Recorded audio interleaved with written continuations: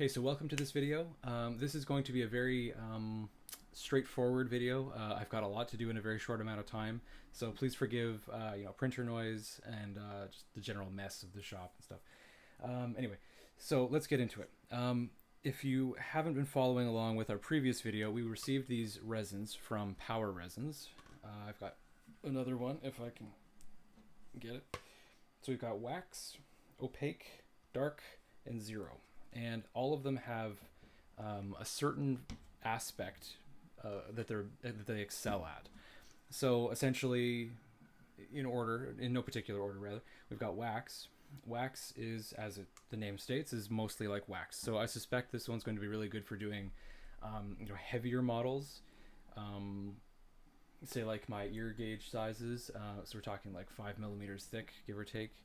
And then we've got opaque, which I think is just a nice general one. This one was a little bit vague in their description, like it's just kind of good for everything. And then we've got dark.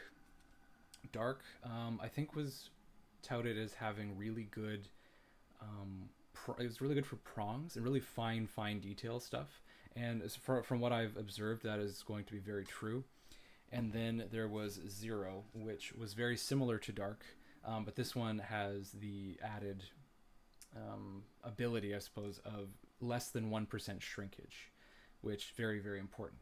And I've noticed attributes in the prints that I think confirm that. So I will get into those in a second. Let's start with wax. Wax so far has been the most troublesome in terms of the printability. What I was given was this model. Now this model is kind of a test from Power Resins, and you can see they've put a raft on the bottom. It's actually, this one didn't print overly well, mind you. Anyway, this raft on the bottom, and then these hollow bead balls on top.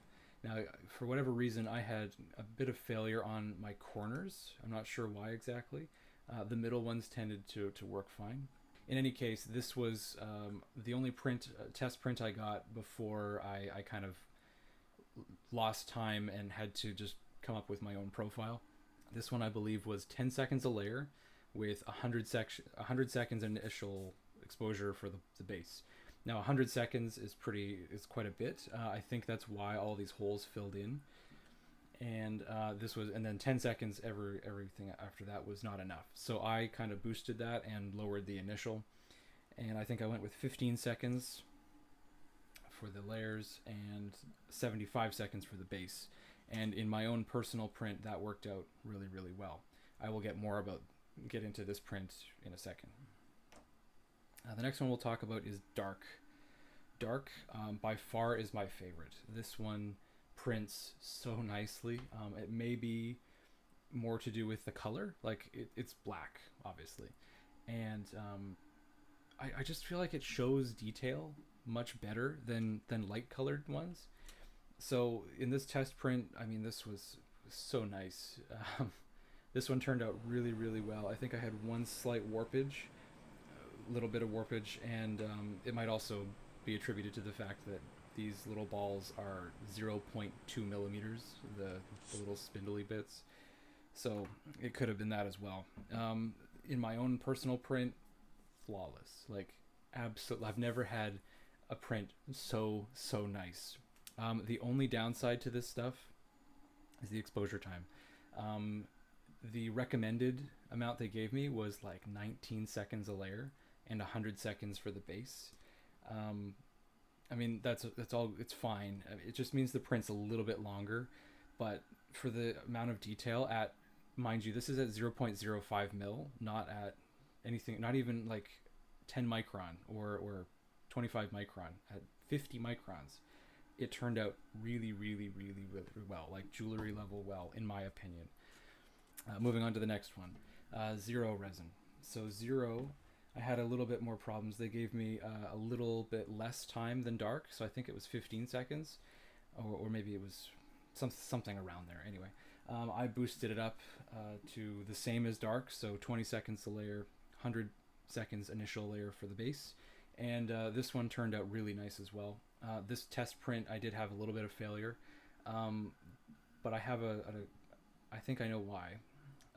This stuff, unlike dark, is incredibly hard, like super hard. It the models when I took them off the supports, they snapped really cleanly. Any breakage point, like it's just I think that's an aspect of this over dark. There's some other additive in this that makes these just rock hard, which combats any shrinkage that could happen later on. In the end, I'm very torn between the two. I think if I had to pick, it would be dark, but only by like a hair, because it's just that little bit softer, and it just made things a little bit easier. But I would take either one of these any day. Like they're really, really, really good. And lastly, we have Opaque. Opaque resin, I believe, is kind of boasting a general goodness. You know, it's meant to just work well across the spectrum. This one for the test print worked out really nicely. 15 seconds a layer, 100-second initial, and it came out flawlessly. This was quite nice. So a little bit lower times than dark and zero, and I really like it. It seems to be the softer of the two, so a little bit more brittle. In my own personal prints, I had a couple prongs break off. That could have been my fault easily, though. So anyway, it's just a little bit softer, and that's to be kind of expected for some of these others, like wax, where they're designed to have a lower temperature burnout. So there's just some additive that doesn't quite make them as stiff.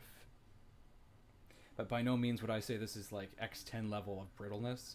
If you haven't seen that video, I did compare in a previous one on our channel CR3A and X10 with Sharpenizer.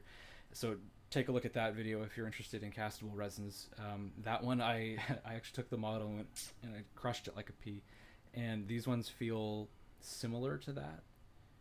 But then again, this one isn't quite as spindly. I believe the smallest size on the one I crushed in that video was maybe half a mil. These ones are 0.2 mil, so a good half that size. These ones, that's kind of expected, 0.2 mil. Like, it's gonna break no matter what kind of force you apply to it. So anyway, Opaque turned out really nicely. I would say this is a great place to start if you're not sure. If you don't need any particular aspect, you know, like Zero, where say you were doing pave setting, you want to cover something in diamonds or whatever, and you've already cut all the seats. If you have any shrinkage whatsoever, you're gonna have to go in and fix every single one of those seats, right? That's where Zero comes in play, where it just never shrinks. It's exactly what you put in is what you get out. Opaque, I think, is not ideal for that, but it's good for generally everything else. So we'll talk about warpage. Now, as I said, I've been emailing with their R&D quite a bit, and they've mentioned that this stuff is meant to go straight into casting pretty much right after.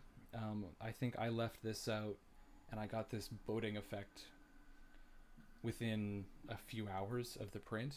So essentially, I took it off the bed, washed it, and you don't actually have to cure any of these post-cure. You just have to dry it with air.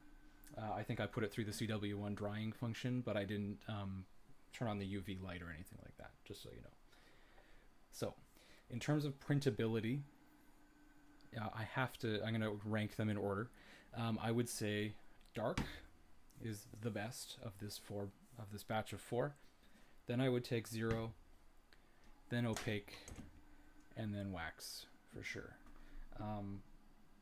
The next video after this, stay tuned for that, is going to be about the casting process. That'll be this weekend, and hopefully we'll get that video out fairly quickly. That will kind of determine the castability. I mean, as great as I think Zero or dark is, if it doesn't cast well, it doesn't matter too much. Printability may be great for prototyping, but they are expensive resins, so maybe that's not the best option. But we'll see. We'll let the casting tell us what we're going to do. So regarding the print that was my own work, we did the tests from Power Resin, and then I did this one. So this model, this is actually 15 different models that I've designed for stone setting. This is a little bit of self-promotion, I suppose. This is going to be designed for doing stone setting practice. So I've tried to make as many different settings as possible for as many different types of stone. I've got a pave practice one. We've got different kinds of claw for round. I've got marquee, cushion, oval, emerald cut, square, pear-shaped, as much as I could think of. And I designed them all based off of the ideal geometry of diamond cutting, so they all have kind of like the goal. I realized that if you were to set stones, you're probably not working with diamonds right off the bat. And I know that some of those other stones, you go to the gem show or whatever, they're not exactly cut flawlessly. So again, this is a practice piece. You're going to have to do some work. It's not just going to be plug and play, which is, of course, the entire idea. It's meant to give you practice for stone setting without having to spend all this time building, basket settings and cutting bezels and everything. So anyway, that's kind of the idea here. And I thought it was a good way to not only print the product, but it's such a diverse array of models. Yeah, I just thought this was a great diverse way of testing a print or testing a resin. So far, every single print has come out really, really, really well. So anyway, starting with the one that I like the most, dark. The overall settings that I used for dark resin were a 100-second initial burn-in for the base layer, and then every layer after that I did 20 seconds at 0.05 millimeters. Next will be 0. 0 is exactly the same, 100-second initial burn-in for the base layer, and then a 20-second per layer exposure time at 0.05 millimeters. Next is opaque, 100-second burn-in for the base layer, and then 15 seconds per layer after that at 0.05 millimeter. And finally, wax. Wax, I did a 75-second burn-in for the initial layer, and then 15 seconds per layer after that at 0.05 millimeter. Something else to note is that the website does, as I mentioned before, has very good printer profiles for a ton of printers. The very popular ones, they build these for, or they have resin for Asaigas, they have them for EnvisionTech, they have them for, I think they have Formlabs, SLA stuff. It's different than this, by the way. This is DLP and LCD, not SLA, which is a little different. But anyway, they build them for pretty much all the major printers. So there's Solus, there's the Asaigas, EnvisionTech, Formlabs, Prusa, SL1. They have some for the Anycubics. So this is a really diverse resin. It goes across the board. The times that I'm using, like 20 seconds a layer is really, really quite high for a resin. And that's not to say that that's going to be the same for an Asaiga or a Solus. They're DLP. This one's MSLA. So that's it for this video. I'm going to be doing a bit more testing for this in the castability sense. But just to reiterate, these are really good resins. I'm not disappointed at all. I would strongly recommend them for anyone who getting into jewelry casting. They are a great place to start. The fact that they don't require any post-processing with a UV light. I know that's sometimes an issue with some people starting off is, you need the printer and then you need a whole other unit, which can just make these things usable. Well, all you need is isopropyl alcohol or dentured alcohol or ethyl alcohol, whatever kind of alcohol you're using to wash these. That's all you really need, and then cast them. So that's a really, really big advantage. So that's it for this video. Thank you for watching. If you like this video, please like and subscribe because we will be doing the casting tests very shortly. Also check out the previous video where we unboxed them. We kind of went into more detail about what these resins are good for according to the website. And now we're going to see exactly how well that all stacks up in reality. So stay tuned for more. Have a good one.